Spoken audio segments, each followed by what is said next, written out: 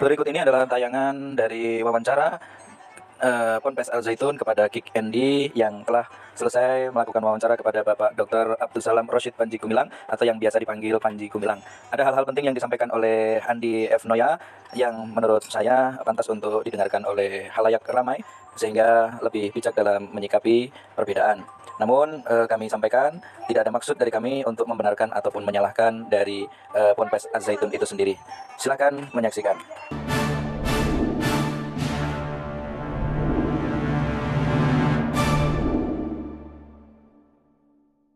Wartawan senior Andi F. Noya dari Metro TV yang punya Kik Endi baru saja mewawancarai Syekh dan pemirsa Kominfo Official juga Al-Zaitun Official juga akan ngobrol sedikit dengan Bang Andi.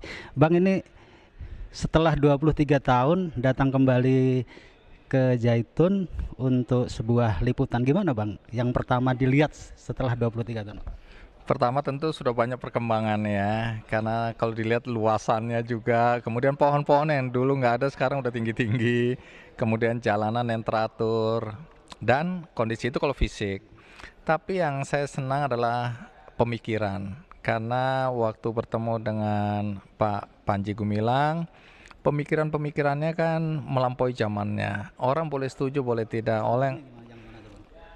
Iya, bagaimana dulu ya, yang namanya pesantren yang saya waktu datang 23 tahun yang lalu itu tidak sebagaimana yang kita tahu atau digambarkan orang tentang pesantren yang sangat tradisional ya. Karena waktu itu aku diajak, aku lupa di mana, tapi tempat anak-anak laundry. Laundrynya udah modern sedemikian rupa, terus bagaimana kedisiplinannya jadi aku melihat sesuatu yang di luar bayanganku tentang pesantren. Nah, ini mengubah image pesantren menjadi sesuatu yang modern ya. Ada pondok-pondok pesantren yang menyebutkan pondok pesantren modern, tapi aku nggak pernah lihat secara fisik di sana.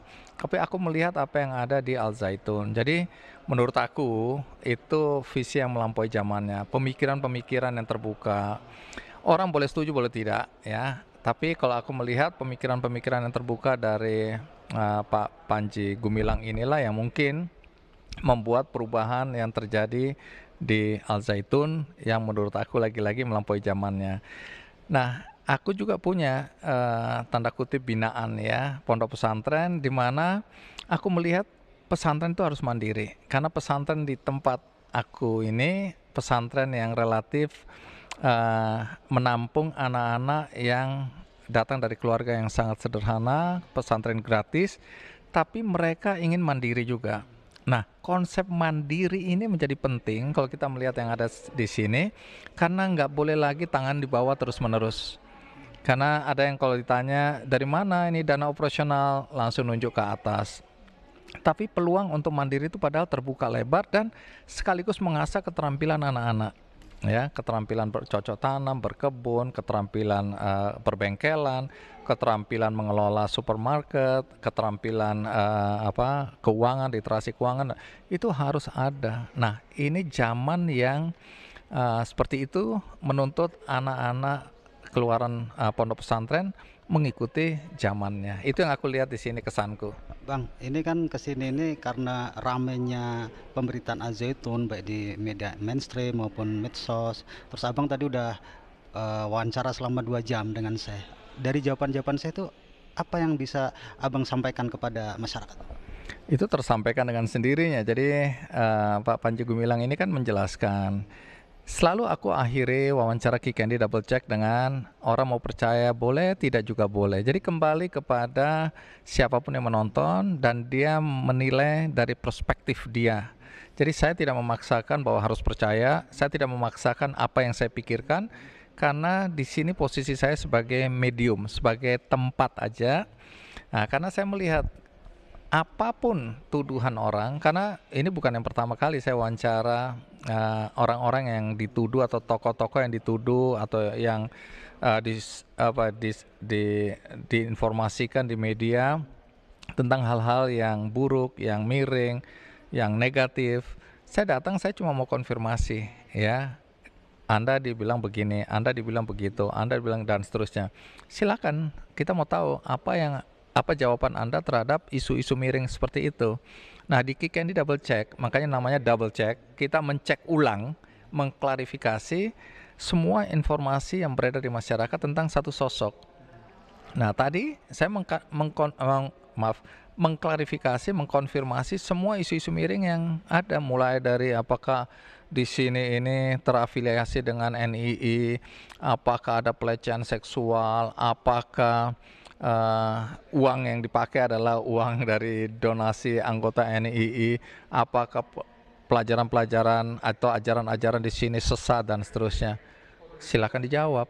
Saya mewakili apa yang beredar di luar. Jadi menurut saya kita membiasakan, ya, kita itu artinya masyarakat kita membiasakan untuk menghadapi perbedaan pandangan, perbedaan prinsip, ya, dan kemudian silakan menentukan gitu. Jadi jangan orang dihambat pendapatnya, pandangannya hanya karena 1.000 orang bilang satu orang bersalah misalnya. Ini bukan soal Al Zaitun ya, tapi di mana-mana satu orang dianggap bersalah, kemudian orang itu jadi bersalah karena mayoritas menganggap bersalah. Tapi kita dengarkan pandangan-pandangan dia bahwa nanti tetap dihakimi bersalah, nggak apa-apa. Tapi istilahnya harus didengar dulu pandangan dia, apa pandangan. Terus kita melihat juga apakah benar sedemikian rupa. Setelah itu silakan menentukan sikap. Kalau dari jawaban saya, apa jawaban mana yang menurut Bang Andi paling menarik itu? Semua jawabannya menarik karena pertama aku senang sekali tidak ada yang dibatasin. Tidak ada yang aku dibilang jangan tanya ini, jangan tanya itu. Semua yang aku tanya dijawab. Tidak ada sedikit pun ya permintaan untuk mengatur. Dan aku orang yang tidak bisa diatur. Artinya aku kalau sejak awal misalnya dibilang nggak boleh tanya ini, nggak boleh tanya itu, aku bilang udah nggak usah aja. Tapi dari awal nggak ada, ya nggak ada keinginan atau nggak terlihat keinginan untuk menghalang-halangi aku menanyakan sesuatu. Semua yang aku ingin tanyakan, semua aku sampaikan dan semua dijawab. Selesai. Bang Andi sebelum sini kayaknya risetnya dalam banget ya, tadi pertanyaannya begitu panjang, dalam. Kalau setelah melihat Syekh dan bersahabat selama 23 tahun ini, nggak sosok Syekh seperti apa, Bang? Aku selalu melihat orang dari perspektif positif. Sampai kemudian aku merasakan sendiri atau melihat sendiri bahwa apa yang aku anggap positif itu tidak sebagaimana adanya. Ya, jadi selalu aku begitu. Ketemu orang, 1.000 orang bilang hati-hati orang itu jahat. Aku bilang aku tetap menganggap dia baik sampai aku bisa membuktikan bahwa memang dia jahat. Selama aku tidak melihat, selama aku tidak mendengar dengan telingaku sendiri, dengan mataku sendiri, aku tetap menganggap itu orang baik. Jadi itu sudah prinsip dalam hidupku. Aku nggak mau ikut-ikutan orang menjudge, menghakimi seseorang hanya karena mendengar atau tidak melihat langsung atau katanya atau pendapat. Itu tidak berlaku cuma di sini, di mana-mana. Jadi kalau ada bilang, wah itu hati-hati Andinoya, orang itu jahat, aku tetap menganggap orang itu baik sampai aku bisa merasakan, melihat dengan mata kepala sendiri, baru aku bilang. Jadi ketika berhadapan dengan Pak Panji, aku nggak punya, makanya Pak Panji kan bilang, aku datang tanpa pretensi. Jadi nggak ada di belakang kepalaku ini pertama persepsi, kemudian agenda, kemudian hal-hal yang sudah aku simpulkan sebelum aku bertemu seseorang. Jadi kan enak aja, aku bisa tanya apa aja, karena aku nggak punya agenda apa-apa selain bertanya, gitu lah. Nah itu mungkin bisa dirasakan semua tamu-tamuku di Kick Andy Double Check. Nggak ada satupun yang menurut aku ya, yang melihat Andi Noe punya agenda apa nih. Jangan-jangan dia disuruh ini, disuruh itu, dan capek. Jadi terima kasih buat orang yang percaya bahwa Andi Noe tidak punya agenda selain sebagai jurnalis hanya menyampaikan apa yang ada. Apa pesan apa yang enggak Bang Andi sampaikan kepada media, baik itu media mainstream, media sosial yang belum melakukan klarifikasi, belum melakukan tabayun ke sini, tapi kemudian mereka sudah membuat liputan-liputan yang itu sering membuat gaduh masyarakat? Aku tidak dalam posisi menilai, tapi kalau aku tidak mau buang-buang energi untuk menyampaikan sesuatu yang menurut aku tidak berdasarkan fakta dan data. Kemudian kedua, aku juga tidak mau menyampaikan sesuatu yang membuat masyarakat mengeluarkan energi percuma ya, sesuatu yang nggak ada diadakan, sesuatu yang nggak perlu diributkan, aku nggak akan masuk di situ. Makanya Kick Andy walau baik reguler maupun double check nggak pernah bicara gosip, nggak bicara sesuatu yang buruk ya. Kita selalu menyampaikan sesuatu yang positif, yang baik, karena menurut aku itulah yang bermanfaat bagi banyak orang. Nah, Kick Andy bisa bertahan 17 tahun, aku yakin ya, karena memang orang mendapatkan manfaat dari menonton Kick Andy. Apakah itu cerita tentang anak miskin yang sukses dalam karir, dalam pendidikan, anaknya tukang jamu yang kemudian sukses jadi dokter di Jepang, punya 11 license, atau anak yang disabilitas tapi bukan saja dia bisa mandiri, tapi dia bisa membantu orang lain walaupun dia punya keterbatasan. Nah, itu menurut aku bermanfaat karena banyak sekali penyandang disabilitas yang merasa hidupnya sudah hancur, tidak berguna, hanya karena dia tidak sempurna secara fisik. Nggak ada, banyak orang-orang yang tidak sempurna justru membantu. Ambil contoh misalnya Sugeng Siswayudono yang aku sekarang jalan udah 15 tahun untuk gerakan kaki palsu gratis. Waktu aku ngangkat cerita tentang dia, Sugeng ini anak tentara tapi pangkatnya nggak tinggi bapaknya, ditabrak oleh truk, kakinya hancur satu, kemudian waktu dia harus diamputasi dan pakai kaki palsu, orang tuanya udah nggak mampu, tapi keluarganya mengumpulkan dana, akhirnya bisa beli satu kaki palsu. Nah, waktu kaki palsunya rusak, dia kan mau beli tapi nggak ada uang, akhirnya dia mereparasi sendiri kaki palsunya. Lama-lama dia punya keterampilan membuat kaki palsu. Apa yang terjadi? Orang-orang datang sama dia minta dibuatkan kaki palsu. Tapi yang datang ini pada dasarnya sama juga, orang-orang dari keluarga sederhana yang nggak mampu beli. Sehingga dia membuatkan dengan biaya yang rendah, dan lama-lama muncul cerita itu, dan akhirnya saya tahu. Saya angkat ceritanya di Kick Andy, aku bilang, oke, aku cariin dananya, kamu bikin sebanyak-banyaknya kaki palsu, karena banyak sekali saudara-saudara kita yang tidak mampu beli kaki palsu. Mungkin kalian belum tahu bahwa kalau orang nggak punya kaki, itu mentalnya jatuh.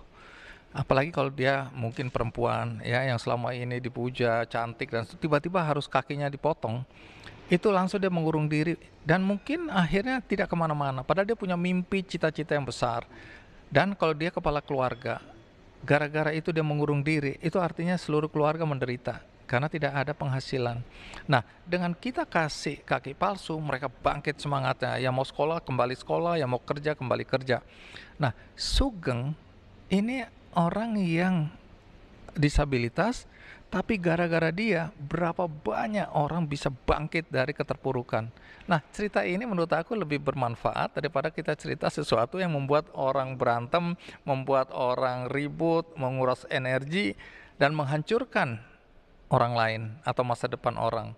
Kick Andy nggak main di situ. Jadi nonton Kick Andy ya. Saya nonton, dan saya juga nonton karena saya ngefans. Saya nonton tentang itu, nonton Cinta Laura waktu diundang, nonton yang dari tamunya dari Medan yang punya wajah itu. Nah iya, Yang Sugeng dia nggak nonton. nonton dong, Bang. Tadi kan abang bilang ini nanti terserah masyarakat yang menilai dari wawancara ini. Sebenarnya harapannya apa, Bang? Harapannya dari liputan ke Zaitun ini, harapannya Bang Andi sendiri apa? Karena prinsip yang aku anut selama ini sebagai jurnalis, cover both side itu menjadi penting ya.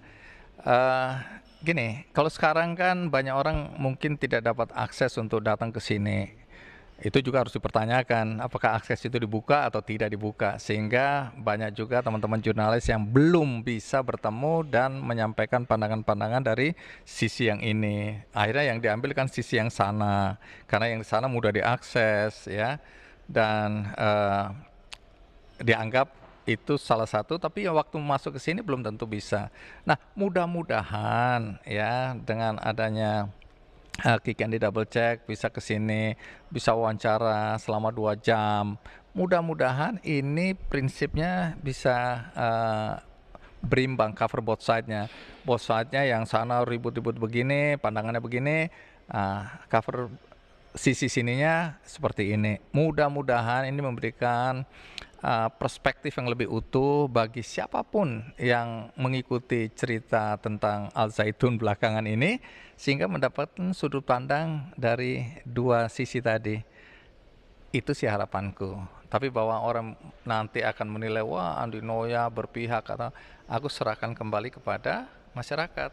Tapi kalau ditanya, aku nggak punya agenda apa-apa. Tadi dibilang bersahabat dengan Pak Panji Gumilang, itu karena sekitar tahun 2000 aku pernah ke sini ya. Waktu itu ada Pak Surya yang orasi ilmiah, aku menemani aja.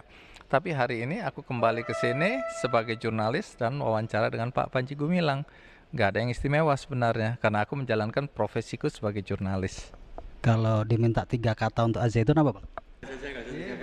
Iya, 3 huruf kamplang. Oke. Ini kan jurnalis senior, jadi Iya, tapi pertanyaan susah juga itu. Kalau aku lihat visioner, itu yang pertama yang aku rasakan. Kemudian bagaimana keterbukaan ya. visioner terbuka. Terbuka, kemudian disiplin.